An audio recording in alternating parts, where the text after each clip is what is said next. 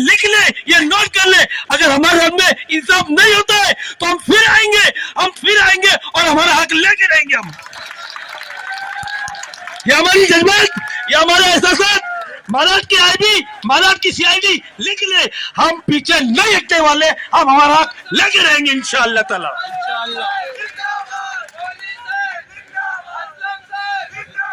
साथियों, इतने बड़े पैमाने पर, इतने बड़ी तादाद में जुमा के रोज स्कूल करके आना, खासतौर से उर्दू मीडियम वाले और मराठी मीडियम वाले पूरा दिन करके आना, अपनी छुट्टी लगा के आना, भिवंडी मनपा के तमाम शिक्षकों के लिए, उर्दू, मराठी, हिंदू, तेलुगु, मेरे लिए सलाम पेश करता हूं उनको मैं।